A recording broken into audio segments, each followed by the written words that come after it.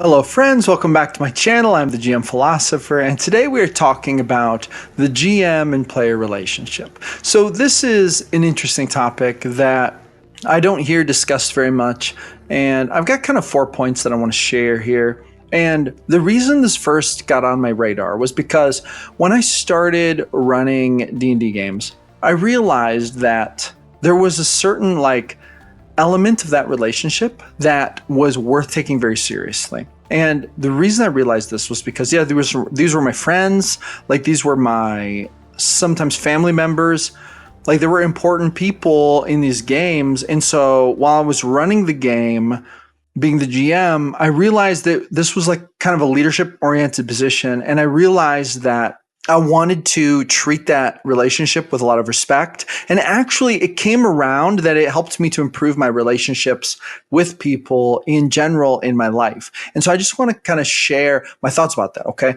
And I've got 4 points here that I think are really important. And the first one is leadership. When you are the GM in a Dungeons and Dragons game, in any kind of TTRPG, there's a leadership element to it. You are probably the one planning the sessions. You're probably the one arranging the times for games. You're probably the one distributing, character sheets and whatnot. There's a lot of leadership that comes with that role. However, it's really important not to let the leadership element of it get to your head, or for you to think, well, I'm better than these people, or I am some kind of tyrannical leader or bully of these people. Not so long ago, I saw this thing about someone had posted 44 rules for their D&D group, and there's a lot of rules in there that were kind of almost tyrannical, and they were not very friendly.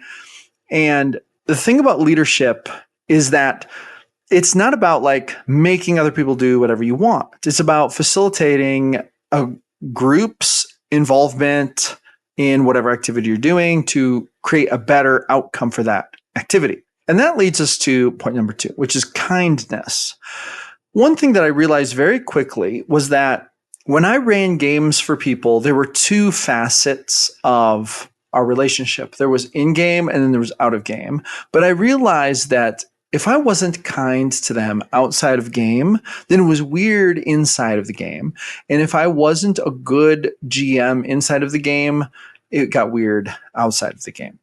So I realized very quickly that just a blanket kindness policy was the best policy. And actually, this has made my life better in a lot of ways, because when we're kind to people, we tend to have a better life. And so this led to me always thinking about, what if this person was in my D&D game? This has actually been a recipe for me just being a kinder person in general. Anytime I ever had the thought, will this person ever play D&D with me? Will this person ever be in one of my D&D games? It has led to me being whoa. I can't, if I'm upset at them, if we have some stress, some frustration, whatever, I have to treat it with some real kindness. I have to treat it with some real respect. Because the truth of the matter is, I take GMing D&D games very seriously. I also take my relationships very seriously. And the fact of the matter is that when we are kind to people all the time, like we would be kind to players in our D&D games, it makes our lives better. But also, and this is especially true for D&D, if you're a GM, when you're kind to people in game and you think about the greater level of kindness that you want to show to humans in general, and just showing them good, decent human courtesy and not being a tyrannical bully or anything, despite all the game stuff, it does make the game better. It really does. In my experience, it makes the game massively better. And this leads me to point number 3, humility and letting the players lead. Okay, so there's an element of clashing with leadership where you have to also be humble as the GM. As the GM, you want to be humble enough to let players lead the story. Several of my commenters on my channel have pointed this out, and rightfully so. You have to be willing to let your story die at the whim of the players, and then just bring something new to the table if they don't pursue it, to be a good GM. And this is super true. So being humble, being willing to let the players lead, being willing to let the players dictate their own destinies. There might be times when this will conflict with your ego, but it's so crucial to the relationship with your players that you let the humility win out and not the ego. because at the end of the day, it's about shared storytelling and about fun together and community and adventure.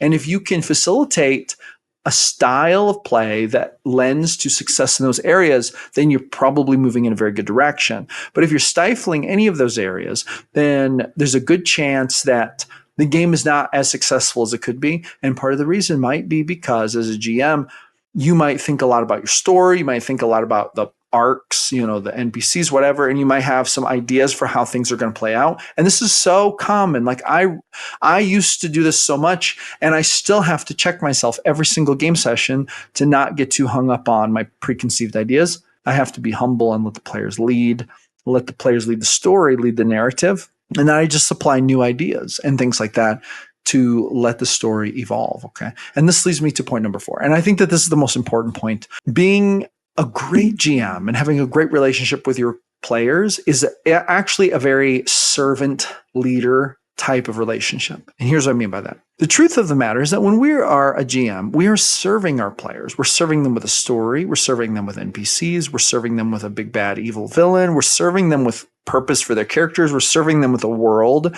to be immersed in. And we do want to be leaders in the sense that we help to make this the best immersion possible, the best world possible, best NPCs possible. We want to set up a good time to play. We want to coordinate with everyone. We want to get everyone in the same room at the same table. We want to get everyone to where they have their character sheets ready, that kind of thing. However, it's also true that we are servants to these people. Once they get to the table as GMs, we are working for them. We want to make the game as good for them as possible. When we do that, our games are going to be more successful. Our games are going to be the types of games that other players are wanting to play in. You're going to have a long line of people wanting to join your group, right? You're going to have people trying to get into your group every single week. I used to have waiting lists for my group when I was nowadays, I don't advertise my group, but it used to be the case that in my local game store and among my local friend group, I had a group. And then I had a literal wait list because I had a full group. The maximum I ever had was 13 players. And it was a lot. And I loved it so much. But I could not fit anyone else in. And I literally had a wait list at one point of 4 or 5 different players who were like, hey, if anyone drops out, please, I want to join your game. And part of the reason for this was because I put so much effort into being a servant leader. I put so much effort into trying to make the game good for everyone. And I really did. I put serious effort into it. And I still do today, but I don't advertise it like I used to. So I have a solid group and I love them to death. And I try to make the best game for them possible. I don't have a wait list now because I don't advertise my game or make it a thing like that. It's more of a private thing now. But the truth of the matter is, when I embrace this concept of servant leadership, it makes my games so much better. And so I just want to encourage you today as a GM, cultivate a bit of these 4 things: leadership, kindness, humility, and servant leadership in your games.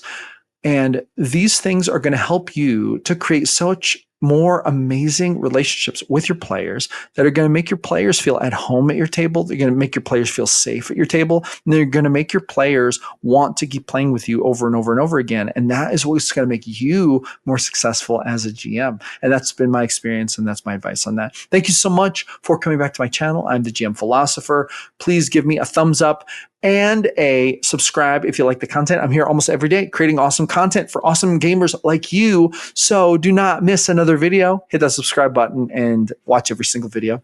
And please interact with me in the comments. Let me know if you agree or disagree. If you have any extra tips to add, I probably missed a whole bunch of stuff. Thank you so much. I will see you awesome people on the next one.